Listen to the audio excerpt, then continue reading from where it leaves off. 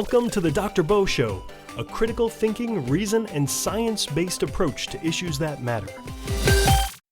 Reported cases of coronavirus is increasing, and that's not necessarily bad.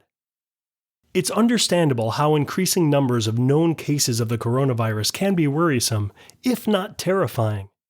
At first glance, these numbers appear to represent the number of people who have contracted the virus, when in fact, the number represents confirmed cases of people who have contracted the virus. Due to the inability to test everyone, the number of confirmed cases is likely vastly lower than the number of actual cases.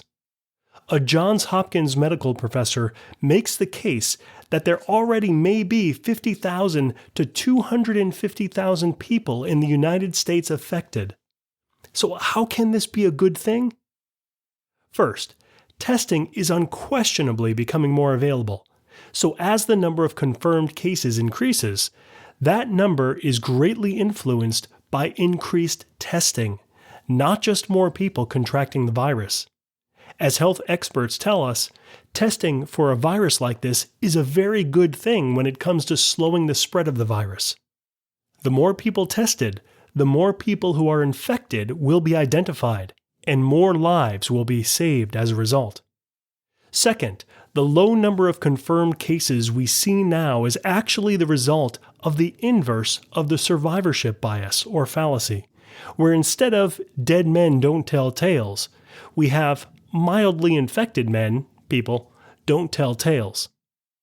Due to mild cases that are indistinguishable from the common cold, and even those cases that present no symptoms, the number of people infected is almost certainly far greater than reported.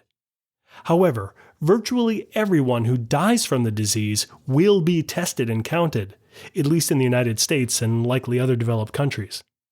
This means that the fatality rate, as well as the percentage of serious cases or critical cases, is actually likely much less than reported figures. To spell out the math here, we calculate the fatality rate by dividing the known number of deaths from the virus, the numerator, by the known number of people who have the virus, the denominator. If we don't increase the numerator, the number of fatalities, but do increase the denominator, the known cases, the fatality rate decreases. This isn't some wild theory. Health experts agree that several factors, including the ones I mentioned, lead to a fatality rate that is likely inflated. To be clear, when the World Health Organization, WHO, and similar authorities post numbers, they virtually always do so with disclaimers and explain what the numbers actually represent. The problem isn't with the WHO. The problem is with how the public ignores the disclaimers and misunderstands what the numbers actually represent.